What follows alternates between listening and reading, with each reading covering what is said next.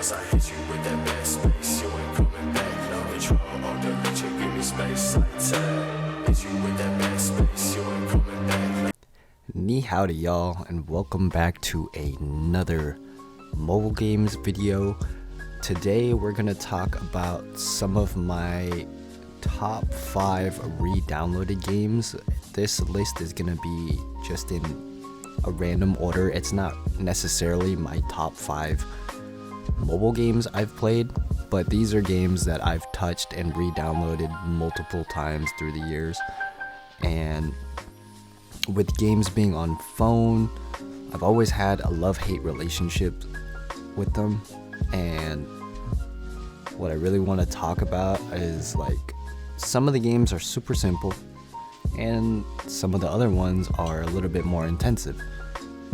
So when it comes to everything, I've downloaded them, I've quit, and then I've come back to them. And this could be anywhere from maybe a week span to a month to maybe even over a year.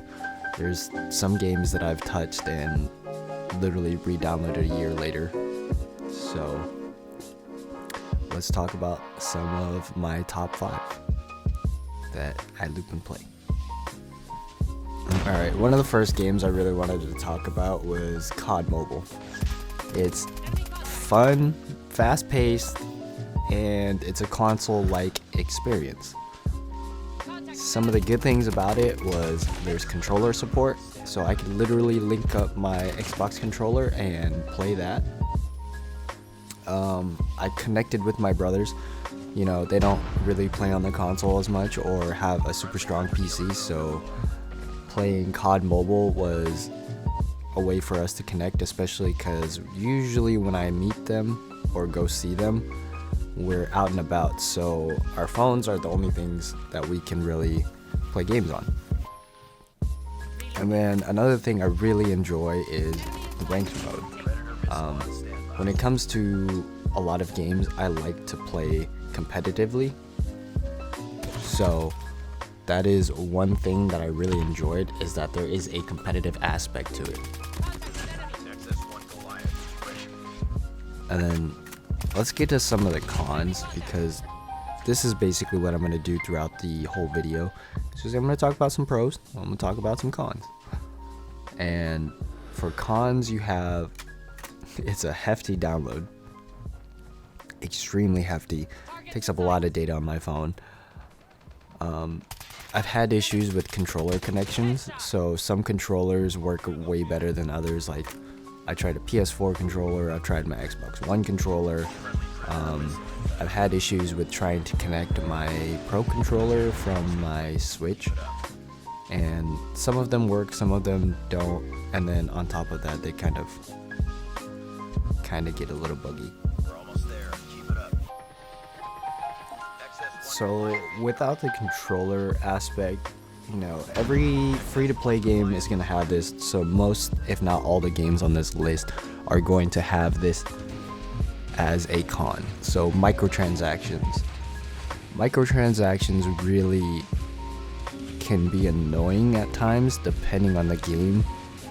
COD Mobile takes that MOBA game, battle pass kind of aspect to it, so when you pop into the game after a long time, you have notification on notification on notification, and then on top of that, when you log in, you also have those notifications of new stuff. So you gotta watch the cutscene, and then after the cutscene you have like 3 or 4 different pop-ups, and they're all microtransactions.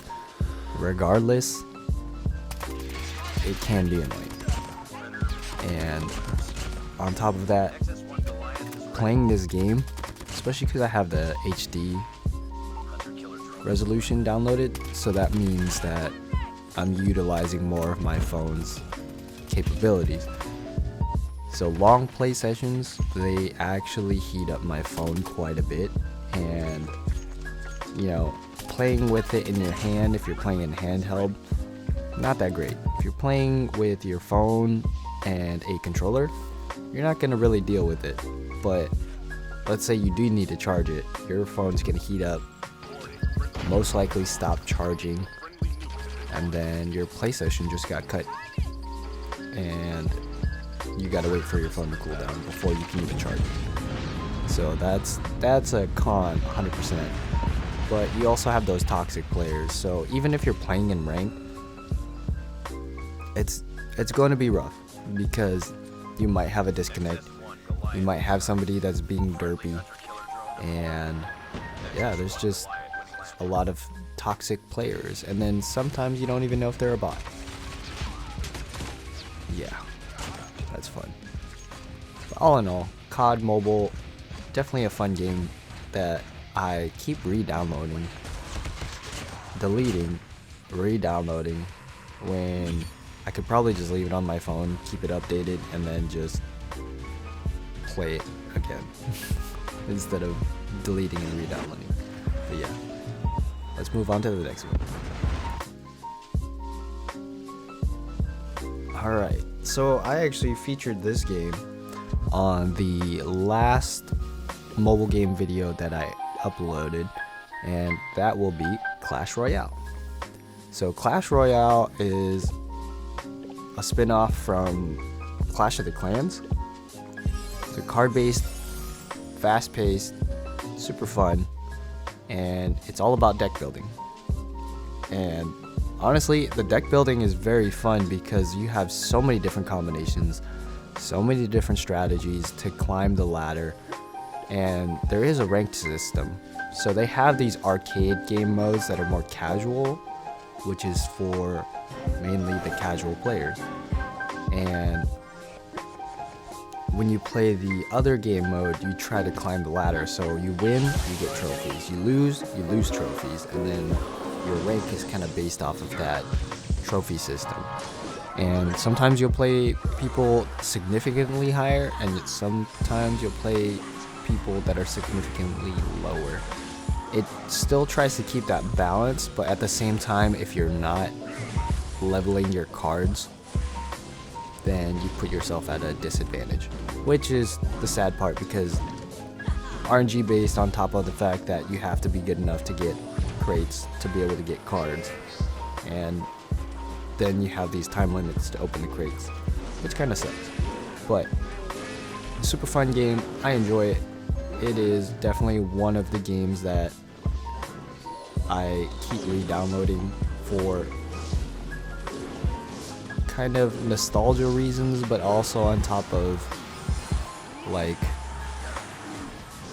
just fun factor. Like, it's fast paced, there's ranked, and there's an esports scene, so it's actually pretty fun to watch those.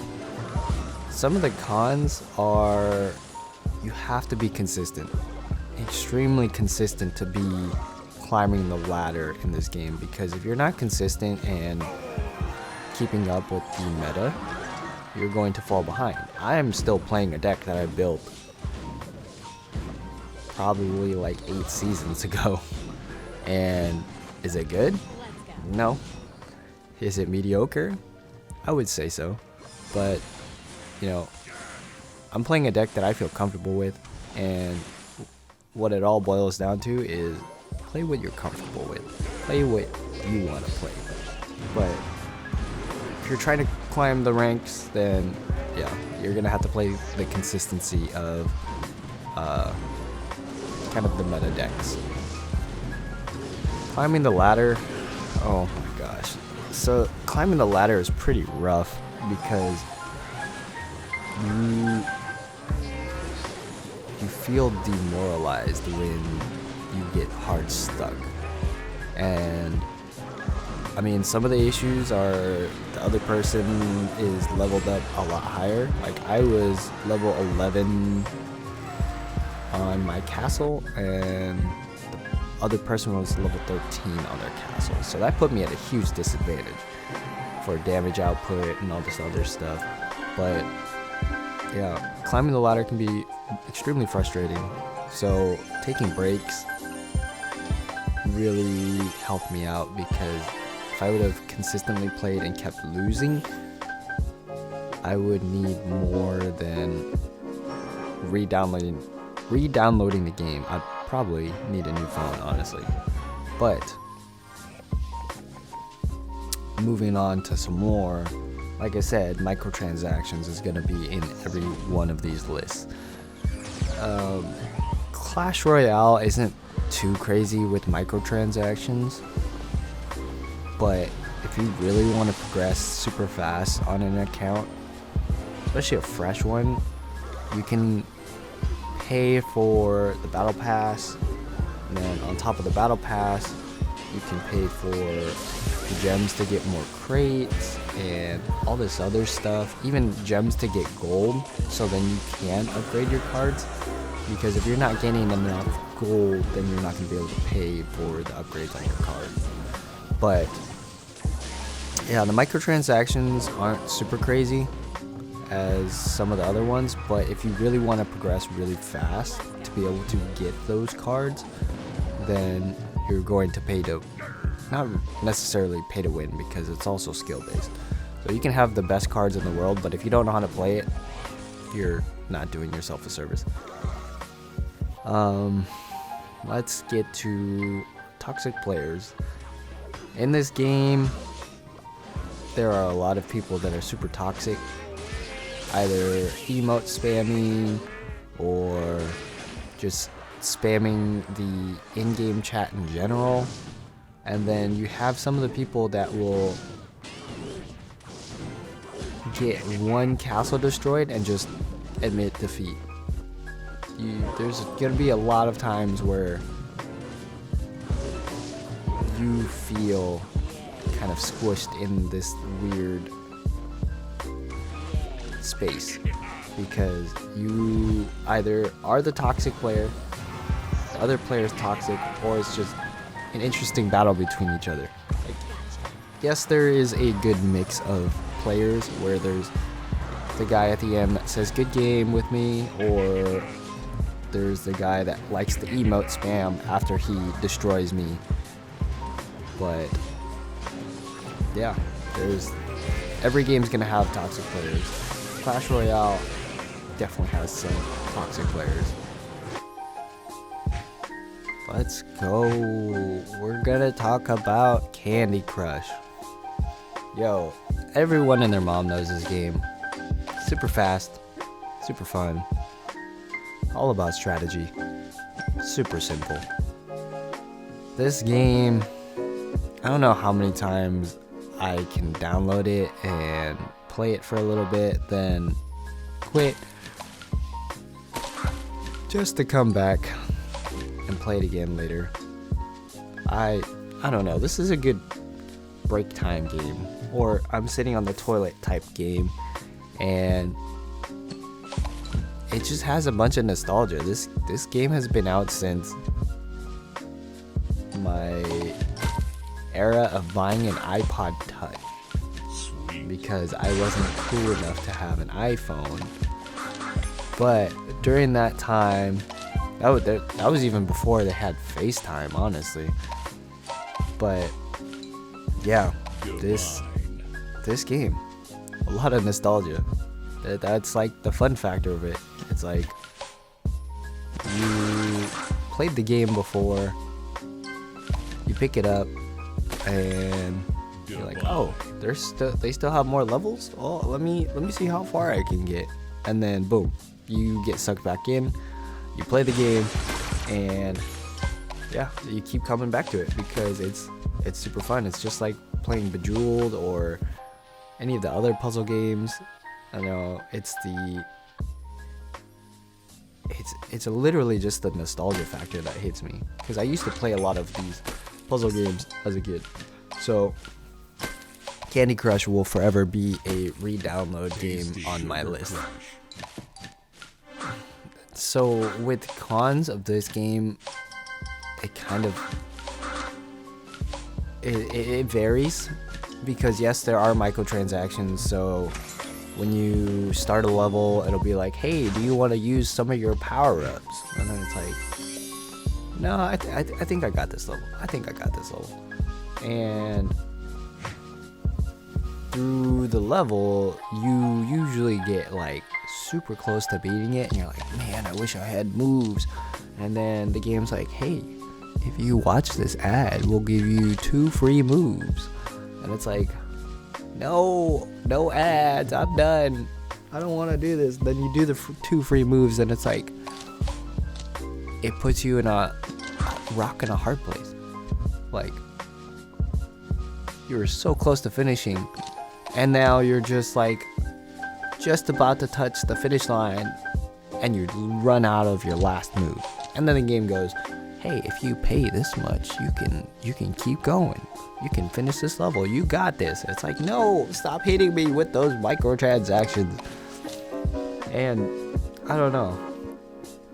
This game just keeps living on. So when you progress, you could go leaps and bounds and just keep going and progressing. Then all of a sudden you hit this wall, and it's not even just a hard wall. It's just the wall that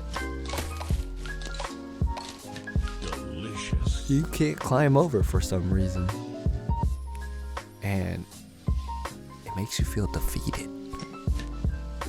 That's my con. Do you hear me, Candy Crush? Do you like making me feel defeated? Yeah. But also, it's repetitive. Just like in any other game, every game on this list is pretty much repetitive, but Candy Crush can definitely get super repetitive to the point where it's like, do I really want to keep playing this? No, you know what? I'm just gonna delete it. And then a month later, you're like, I should have kept Candy Crush. I'm gonna re-download it. But yeah, it's pretty fun. You have those leaderboards of your friends list if you connect it via Facebook. But other than that, yeah, that's Candy Crush. Ooh, this one, Angry Birds. This game brings me back as well, just like Candy Crush did. This game was all the hype back in the day. 99 cents, and you could play this game by Rovio, whatever it was.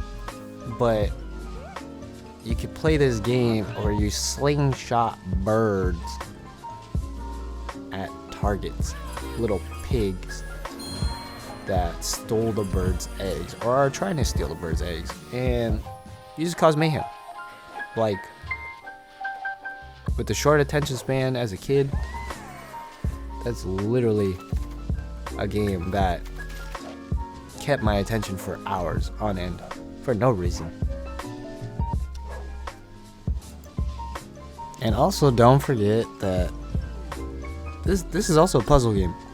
So you have multiple different birds, all with different skills, all with different attributes, and they changed the game a lot. So using your birds correctly was one heck of a thing to do, especially because most people are perfectionists when it comes to the levels. You can get a 1-star, you can get a 2-star, or you can get a 3-star. What are you shooting for? Most likely a 3-star, because you don't want to be the one out of your friends list that had a 1-star, and you're like, yeah, that level was so hard, but everyone had 3 stars, and you didn't want to be the odd one out, and people look at your account and be like, you suck. And honestly, that game will always have a nostalgia factor to it. So I've downloaded multiple variations of Angry Birds. Like, they have Angry Birds 2, they have the classic one back out, and then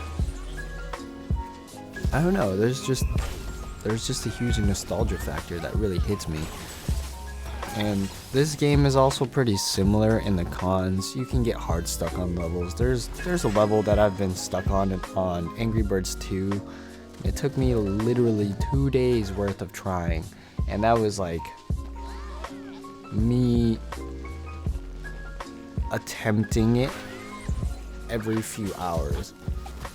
And every time I attempted it, I got closer, and then other times I was way off, like way further off than I wanted to be. And honestly, this game is super repetitive, so getting hard stuck and then just getting frustrated because you're hard stuck when you know it's super simple, it kind of eats at you. You either get sucked into the game and just continue grinding out that grindstone, or you just say, forget this, I'm out, and delete it, move on. But yeah, that Angry Birds will forever be on my list as well, just like Candy Crush.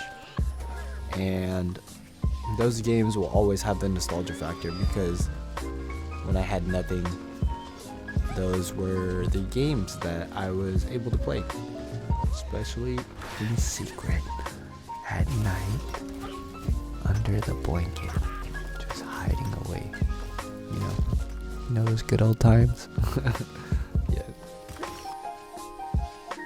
Alright, last but not least, and remember, this list is not in any particular order. I am just throwing out games that I used to play a bunch of and then stopped for whatever reason and then went back to it.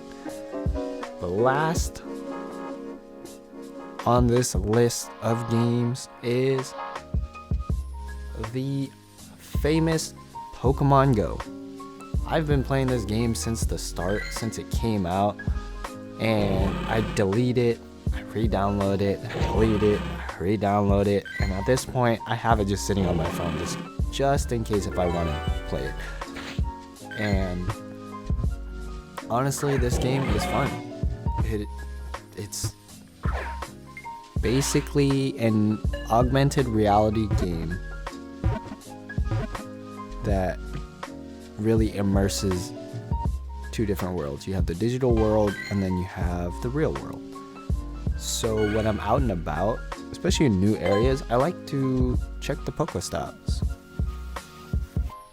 I used to play this game called Ingress that my buddy got me into, and Niantic actually made that one. So their areas that they had,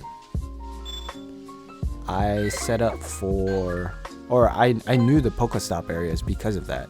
So I knew what areas they had for Ingress, and now Pokemon Go is taking off, and Niantic really pushed into that realm of gameplay even more.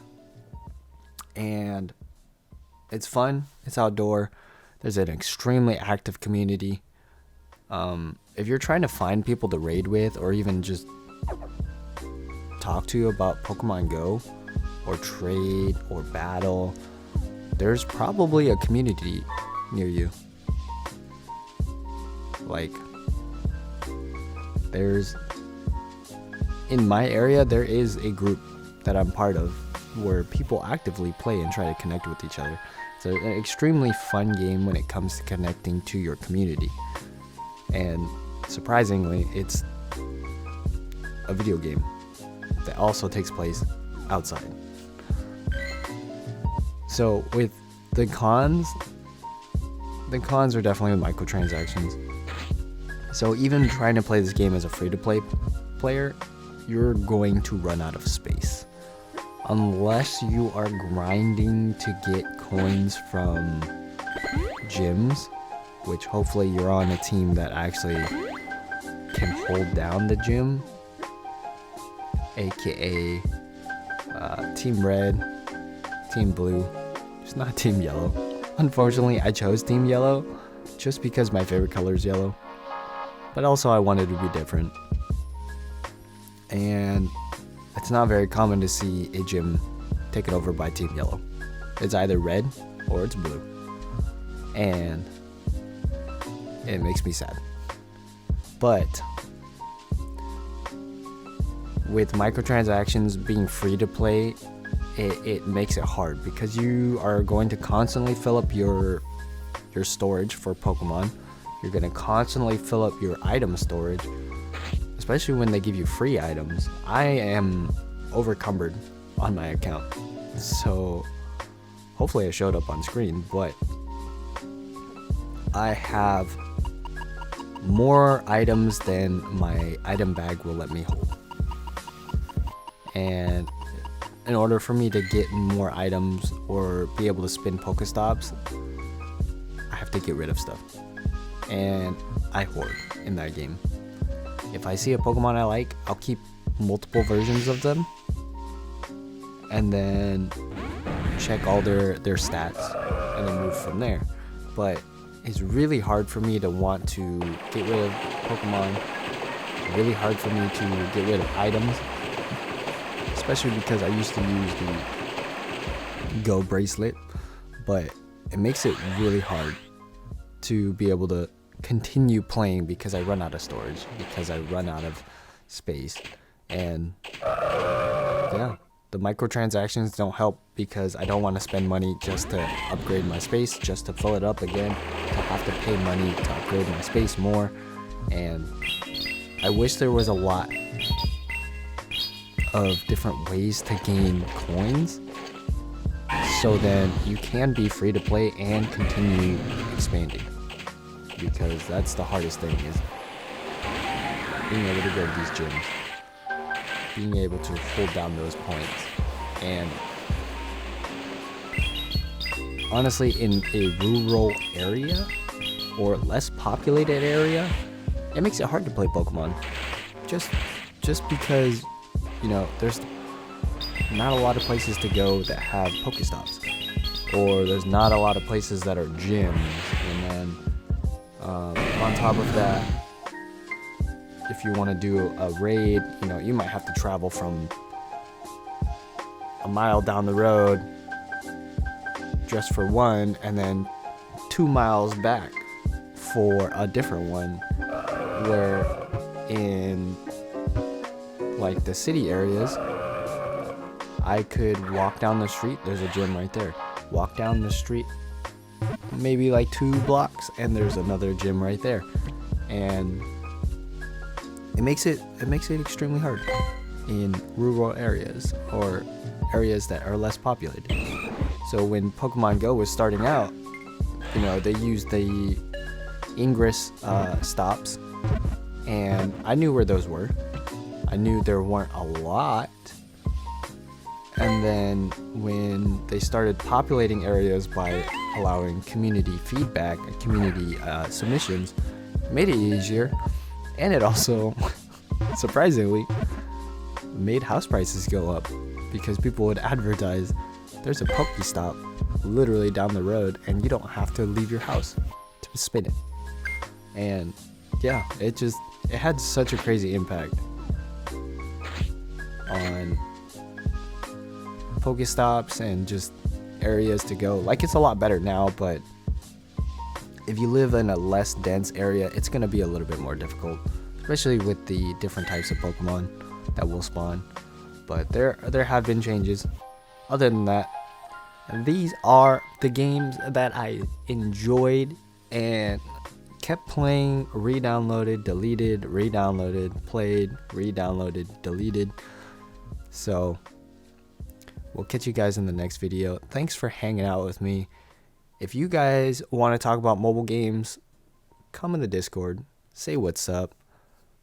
If you play a gacha game or anything else, drop your polls in the mobile games chat. I want to see what games you're playing and how crazy the polls you are getting, because as of right now, I am playing Nike, Goddess of Victory, and I enjoy this game a lot. That'll probably be the next video I do, talking about that game and why I enjoy it so much. But this is your boy, Brandon, aka LoneAzn, and I'll be signing out. See you guys on the flip side. Deuces.